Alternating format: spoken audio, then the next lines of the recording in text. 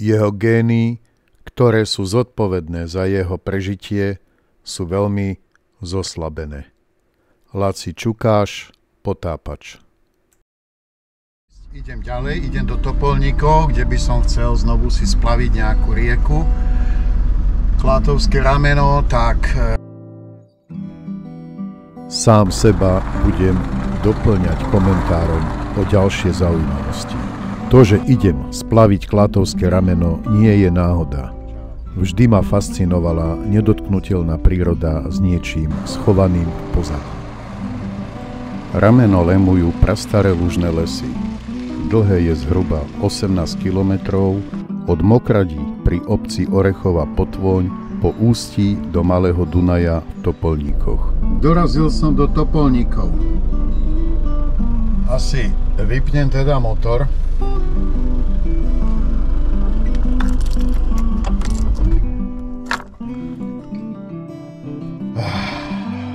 Fajn. Zajtra skúsim splaviť Klátovské rameno. Na čierno, samozrejme, lebo nemám povolenie. Toto je Klátovské rameno. Dosť zarastá a je málo vody, sa mi zdá. Ale nepáči sa mi to. Ale idem ďalej. Na parádu. A teraz pozrite sa tuto, aká je čistá voda. Čistočka. Tu sú ryby. Úplne čistá voda. Hen koľko rýb. Tak toto je jedna z dvoch najčistejších riek na Slovensku. Áno, ten na tom moste to je Ľubo a má pravdu.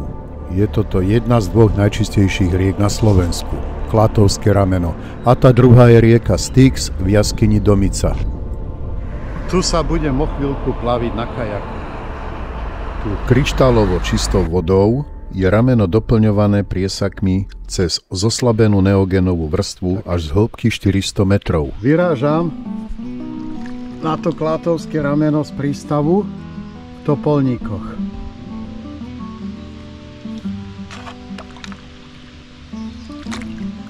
Takáto voda je tu, úplne priezračná, čistá. Tam doprava, tam sa ide k Malému Dunaju.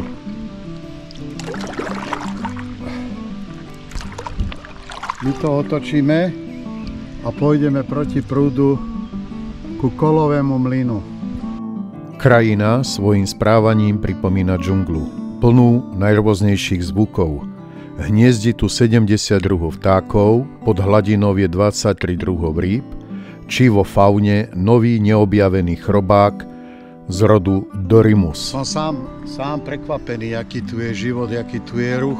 Som pod mostom, dosť sa to tu zužuje, je tu silnejší prúd, podstatne silnejší. Idem ďalej.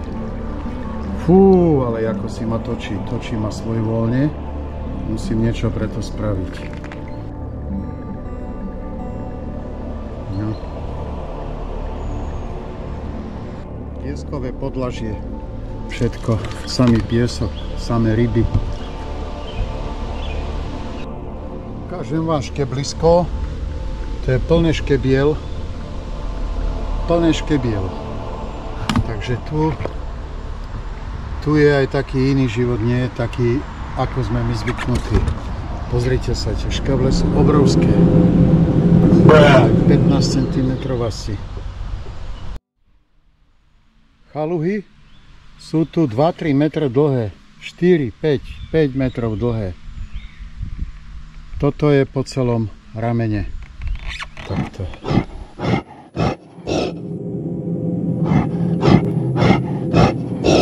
Klátovské rameno je národná prírodná rezervácia od doby a návštevy Slovenska svetoznámeho oceánologa Jacques-Yves Cousteau, ktorý tunajšiu faunu a flóru zaradil do svojich filmov. To vás prevádza celú cestu. Alebo zakliatej princezny v lásky za tie roky, koľko je narastlo.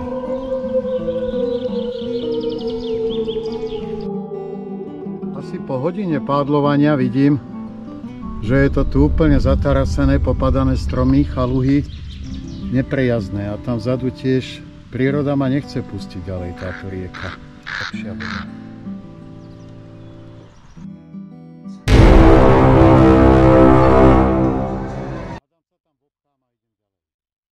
Je tak 3/4 metra nad vodou.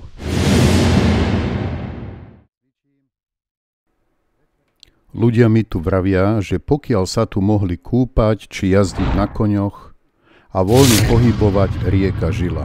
Mala množstvo rýb a bolo všetko v poriadku. Rieka bola oveľa hlbšia. Je mi to po prsia. Asi takto. Musím to nejako zvládnuť, ináč sa ďalej nedostanem.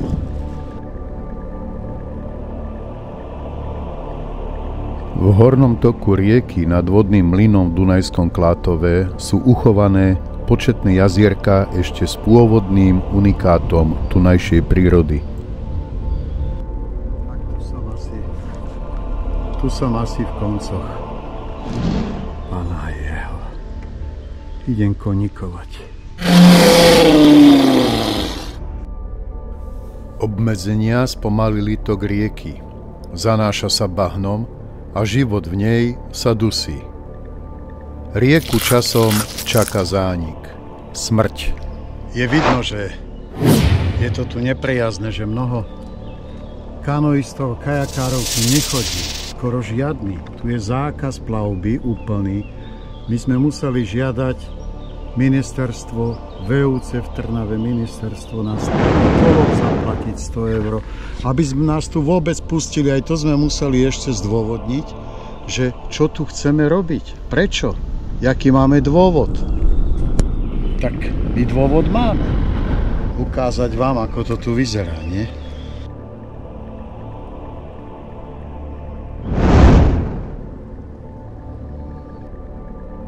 Je tu veľmi veľa takýchto zátok, kde podľa mňa ľudská noha mockrát nevkročila. Ani sa tu nedá.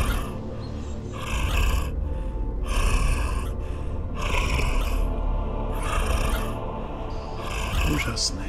Musím hovoriť potichšie, lebo zver je okolo mňa všade. Vidím, jak ma pozoruje spoza stromov, kríkov.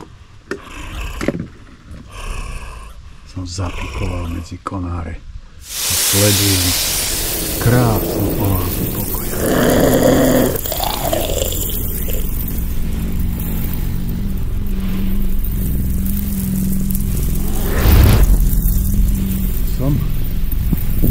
Som jak keby v praveku. Úplne.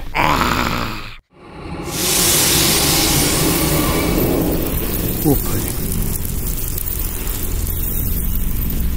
Ľubo, nepokračuj ďalej. Čakám, kedy sa nejaká hlava brontosaura alebo dinosaura zjaví.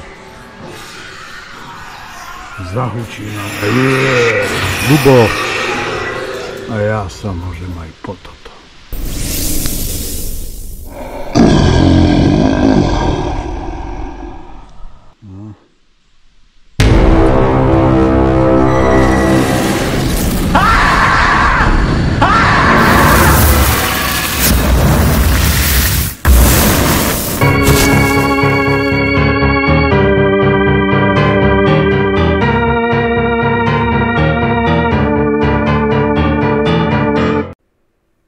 Človek si neuvedomuje, že všetko zlo, ktoré pácha voči ostatným tvorom, voči prírode, sa mu vracia a pomaly bude jeho rod ohrozený. Laci Čukáš, Potápač.